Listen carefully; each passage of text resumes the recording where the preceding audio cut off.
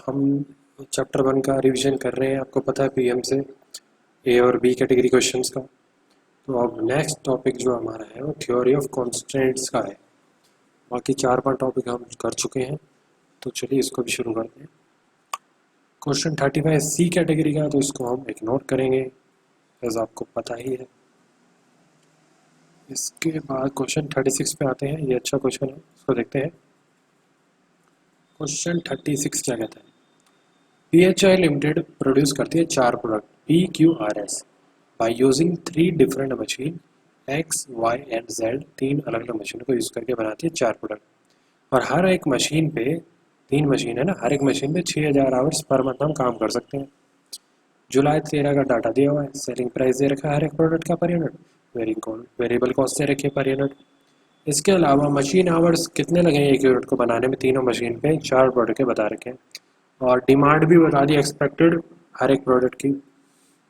अब हमें बॉटल नेक एक्टिविटी निकालनी पड़ेगी, मतलब वो होती है बॉटल नेक एक्टिविटी जिस मशीन पे एक तरह से सबसे ज़्यादा समय लगेगा। ठीक है। अब और फिर उसके बाद में मशीन आवर्स को एलोकेट करना बॉटल नेक के अकॉर्डिंग। ठीक है। और फिर प्रॉफिट एक्सपेक्टेड कितना मंथ में, अगर मंथली फिक्स कॉस्ट 9.5 लाख रुपये तो प्रॉफिट निकालो। और अनयूज पेयर आवर्स कितने बचे मशीन के, हर एक मशीन को बताओ। तो चलिए इसको करते हैं। सबसे पहले टाइम रिक्वायर्ड निकालना है हर एक प्रोडक्ट का। प्रोडक्ट हमारे 4 PQRS। मशीन XYZ हमारे पास पी की हर एक की डिमांड दे रखी है 200 यूनिट। 200 200 200 बनाएंगे चारों प्रोडक्ट की। तो 200 यूनिट पी की बनाऊंगा तो मशीन एक्स पे एक यूनिट बनाने में मेरे कितने आवर्स लग रहे हैं? कितने आवर्स लग रहे हैं? 20 आवर्स लग रहे हैं। तो 20 इंटू 200। फिर प्रोडक्ट पी को जब मशीन वाई पे बनाऊंगा 200 यूनिट 20 आवर, 200 यूनिट 20 आवर, ऐसे ऐसे करके चारों प्रोडक्ट का निकाल लेंगे कितना आवर्स लग रहा है। तो टोटल टाइम कितना निकल कर आया? 7600 मशीन वाई पे लग रहा है, एक्स पे, इस पे इतना, इस पे इतना, और अवेलेबल हर एक मशीन का कितना था पर मंथ 6000 आवर्स। तो सबसे ज़्यादा डिफरेंस कहाँ पर है आप देख लो। सबसे ज़्यादा आप डिवाइड बाई इंटू 100 करके देख लो। ए बाई बी 6000 आवर्स हैं आपके, 7600 लगने हैं, डिवाइड बाई 6000 इंटू 100। तो 126% ज़्यादा यूटिलाइजेशन चाहिए मशीन का। सबसे ज़्यादा यूटिलाइजेशन मशीन वाई का हो रहा है। तो मशीन वाई क्या है? बॉटल नेक एक्टिविटी है।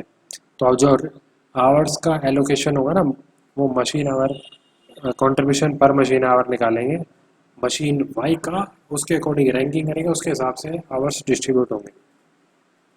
तो अब देखो आवर्स का एलोकेशन कैसे होगा। चारों प्रोडक्ट है, सेलिंग प्राइस लिख लो सबका, वेरिएबल कॉस्ट कंट्रीब्यूशन पर निकल गया सबका। अब ये देखो इन चारों को बनाने में मशीन वाई के कितने आवर्स लग रहे थे एक यूनिट पे।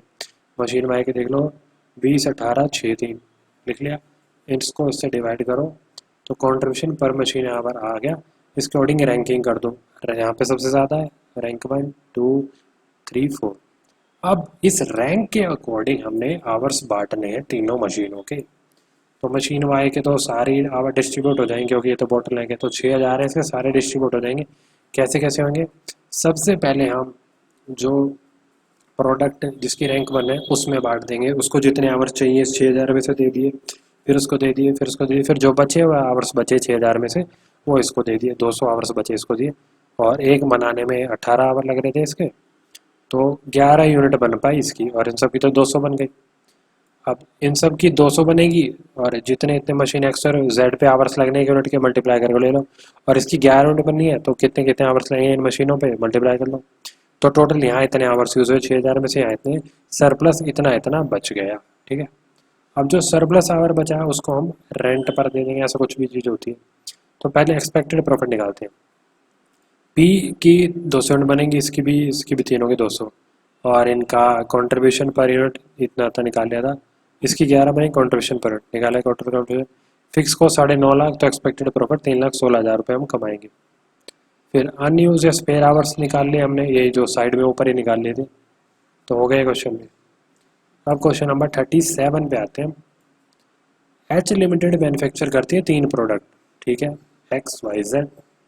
मटेरियल की कॉस्ट दे रखी है, बॉटल लाइक रिसोर्स का टाइम दिया हुआ है, ठीक है, मिनट्स में मशीन टाइम, और और क्या दिया हुआ है हमें, सेलिंग प्राइस। अब बजट फैक्ट्री कॉस्ट इस पीरियड की आ रही है, फैक्ट्री कॉस्ट इतनी, बॉटल नेक का रिसोर्स टाइम जो अवेलेबल है इतने आवर्स अवेलेबल है पर पीरियड। अब अब कंपनी अगर थ्रूपुट अकाउंटिंग फॉलो करे, अडॉप्ट किया उसने, और प्रोडक्ट को रैंक करे अकॉर्डिंग टू प्रोडक्ट का रिटर्न कितना आ रहा है पर मिनट, और उसके हिसाब से हाईएस्ट प्रोडक्ट को रैंक सेलेक्ट करो, ये बताओ हमें, और थ्रूपुट अकाउंटिंग रेशियो निकालो वो भी बताओ। देखो भैया, सेलिंग प्राइस दिए हुए सबके, वेरिएबल कॉस्ट दी हुई सबकी, पर यूनिट बेसिस पे दी हुई ना, दी हुई है। कंट्रीब्यूशन, थ्रूपुट कंट्रीब्यूशन आ गया पर यूनिट का। थ्रूपुट कंट्रीब्यूशन में क्या होता है ना, सिर्फ मटेरियल माइनस होता है, आपको अगर पता हो तो ये आ गया। अब हमें मिनट्स पर यूनिट बता रखे हैं बॉटल नेक एक्टिविटी के, तो उससे डिवाइड किया तो contribution per minute of bottleneck आ गया, जैसे पर मिनट ऑफ मशीन वाई आया था पिछले क्वेश्चन में, तो इतना इतना इसके अकॉर्डिंग रैंकिंग कर दो 1 2 3। अब इसके अकॉर्डिंग रैंकिंग तो ये हुई प्रोडक्ट रिटर्न पर मिनट का हुई। अब हम रैंक करेंगे सेकंड पार्ट में थ्रूपुट अकाउंटिंग रेशियो के बेस पे। कंट्रीब्यूशन पर मिनट मेरा कितना निकला था, इतना इतना इतना निकला था पर मिनट ऑफ बॉटल नेक, ठीक है। अब फैक्ट्री कॉस्ट पर मिनट कितनी आएगी, फैक्ट्री कॉस्ट भैया इतनी आएगी, तीनों की मिला के एक तरह की फिक्स कॉस्ट टाइप में है, और कितने मिनट काम होएगा, टोटल इतने मिनट काम होना फैक्ट्री में 75120, एक तरह से मशीन की कॉस्ट, मशीन का टाइम डिवाइड किया तो 2.95 आया, ठीक है। थ्रूपुट मशीन का कॉस्ट आ रही है, तो कंट्रीब्यूशन और फैक्ट्री कॉस्ट का कंपैरिजन होगा। थ्रूपुट अकाउंटिंग रेशियो का फॉर्मूला होता है contribution per minute divide by cost per minute, तो 2.8 डिवाइड बाय 2.95 क्या, तो इतना इतना इतना आया रेशियो। तो रेशियो सबसे ज़्यादा जहाँ पे होता है ना, कंट्रीब्यूशन सबसे ज़्यादा है, तो उसकी रैंक सबसे ज़्यादा होगी, इसकी फिर इसकी फिर इसकी।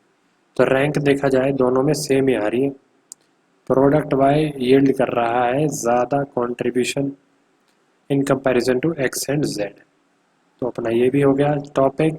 इसी के साथ हमने सारे प्रैक्टिकल सम्स इंपॉर्टेंट ए और बी कैटेगरी के कर लिए हैं। जो सेक्शन सी है ना, इसमें मोस्टली थ्योरी रिलेटेड क्वेश्चंस आते हैं, लेकिन मैं इसको इस वीडियो में कवर नहीं करूँगा। थ्योरी के लिए मैं एक अलग से पूरी सीरीज़ बनाऊँगा हर एक चैप्टर की, जिससे कि हो गए थ्योरी ओरिएंटेड वीडियोस वो हो जाएंगे और प्रैक्टिकल ओरिएंटेड अलग से हो जाएंगे।